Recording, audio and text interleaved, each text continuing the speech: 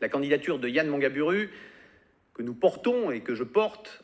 Pour toutes ces raisons, je vous invite à voter pour Yann Mangaburu. Je vous remercie. Au nom de quoi décidez-vous que vous êtes dans la bonne majorité et que nous n'y sommes pas? Et moi, je vais vous le dire, vous le décidez sur des étiquettes politiques. Et excusez-moi, mais ça, c'est vraiment de la petite politique.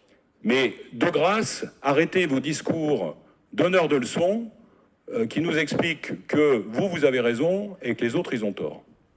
Proposé. Le cœur de majorité qui a été proposé n'est pas un cœur. C'est un espace réservé à certains et qui ont de fait, par cette volonté-là, voulu exclure le reste de la majorité. Sans doute pour aller peut-être picorer ici ou là certaines et certains pour finalement constituer la majorité des 60 qui étaient nécessaires. Et celles et ceux qui l'ont imaginé ont la responsabilité de ce qui se passe aujourd'hui. Je trouve cela bien déplorable. Bien déplorable. Mais la réalité est aujourd'hui, et je voudrais qu'aujourd'hui on entende l'ensemble de ces maires qui, depuis 14 heures, ont envie d'exprimer des choses dans ce territoire et qui ont envie de dire ce qu'ils ont à dire par rapport à tout simplement ce qu'ils ont vécu depuis des semaines d'une campagne dans des conditions, mes chers collègues, dont on se rappellera sans doute tous. Le clivage actuel d'une histoire déjà écrite et sans écoute ni flexibilité. Elle sonne chez nous comme une fin de non-recevoir. Et cette séance, on l'a vécue de manière assez difficile, assez pénible. Donc, je vous en fais part ce soir, avec des tractations dont on n'a pas l'habitude. Nous sommes là pour défendre un programme et pas aller chercher des vice-présidences ou des postes de conseillers communautaires. Et les discussions me semblaient totalement étranges à toutes ces valeurs ce soir. Donc, nous avons reçu les deux candidats pendant la campagne. Nous avons fait un choix de groupe, un choix collectif qu'on assume collectivement. Mais cet après-midi et dans les jours qui ont précédé, on a subi pas mal de pression pour nous faire changer notre choix. On l'a dit que notre choix n'était pas le candidat de la ville-centre. Et on l'a largement exprimé pourquoi. Et depuis quelques semaines, nous avons vu, au-delà des discours, qu'il y avait des actes, qu'il y avait des comportements. On jette l'anathème sur certains. Cela a été dit notamment dans notre groupe. On fait pression, on fait courir des bruits, des rumeurs. Donc certains d'entre nous, on a été victimes, sans aucune justification. Et derrière, on nous dit, si vous ne partagez pas ce point de vue, alors vous ne pouvez pas appartenir à une majorité. Eh bien, excusez-nous, nous ne pouvons pas entendre cela quand on veut demain se rassembler pour l'intérêt de la métropole. On ne peut pas vivre dans une métropole où le maire de la ville-centre rencontre plus souvent en tête-à-tête le président de la région, que pourtant tout le monde pourrait penser que nous avons des problèmes politiques ensemble. Non, j'ai rencontré plus souvent dans ce mandat en tête-à-tête Laurent Wauquiez que Christophe Ferrari. Et c'est un problème de gouvernance et d'animation du territoire. Pourtant, nous avons des liens humains. Donc ce n'est pas un problème humain. Pourtant, nous avons une synergie politique. Donc ce n'est pas un problème politique. C'est un problème de gouvernance. Toute la journée, le groupe ACT a préféré discuter avec LREM. Oui, je suis resté à la porte de la salle en demandant un rendez-vous pendant que LREM rentrait dans la salle. Donc ce que je vous demande là, c'est de réfléchir en votre âme et conscience dans ce vote à bulletin secret, de réfléchir en votre âme et conscience, savoir si aujourd'hui, est-ce que la ville-centre est un tel épouvantail, un tel monstre, qu'il faudrait faire un front anti-écolo, anti-ville-centre, qui justifie que nous laissions notre institution entrer dans une crise qui durera plusieurs mois. Ça fait 10 heures que nous sommes réunis pour élire un président dans une métropole où la gauche revendique une large majorité. Ça fait 10 heures que des transactions, des pressions, des intimidations, j'ai entendu, on court pour faire plier certains élus. Cela fait 10 heures que l'on ne parle pas de projet de territoire, d'ambition métropolitaine, de service aux usagers, d'intelligence collective.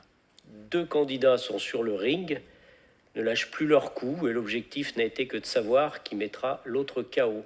Quel triste spectacle, comme cela a été dit par les propres acteurs du vaudeville, de cette élection qui est donnée à nos concitoyens. Quel décalage entre les discours et la réalité. Parler de construction, de co-construction et finalement mépriser ainsi les représentants des communes démocratiquement élus. Comment revendiquer des valeurs que l'on foule aux pieds au-delà des transactions boutiquières assumées publiquement? À la différence de ceux qui hier ont fait mine de gouverner ensemble et qui aujourd'hui ont laissé éclater leurs violentes divisions, notre position d'une gouvernance partagée n'excluant aucune commune, aucun électeur reste d'une brûlante actualité. Depuis 14 heures, il n'y est question que de la majorité qui se réunit dans des couloirs, dans des salles, qui échangent. On voit claquer des portes, des gens en colère qui entrent, qui sortent, qui rentrent par une porte dérobée et qui sortent par une autre. Et c'est le visage que vous montrez à la population métropolitaine.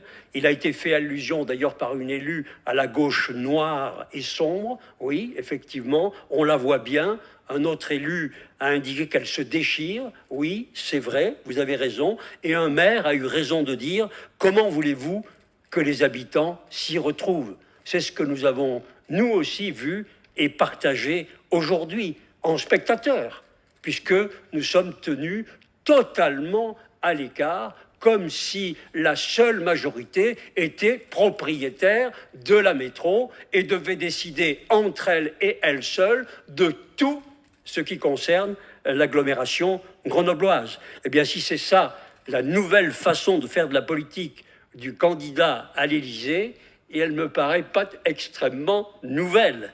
On l'a vu, elle a été brutale, elle a été cynique, elle a parfois, contrairement à ce que vous avez dit, Éric Piolle, était menaçante, puisque des élus ont répété que vous avez indiqué que si vous n'étiez pas dans la majorité, eh bien vous la feriez exploser dans les 3 mois.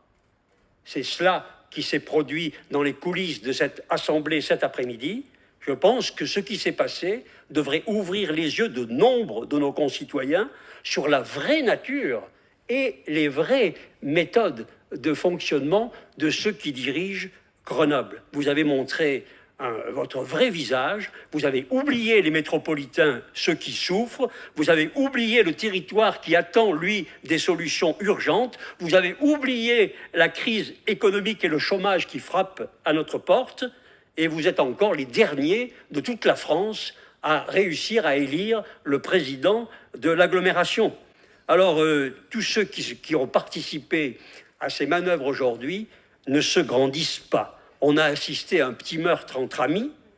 La majorité municipale de Grenoble, qui est évidemment légale, personne ne remet en cause sa légalité, mais elle ne dispose d'aucune légitimité particulière pour imposer son candidat sans autre projet que lui-même.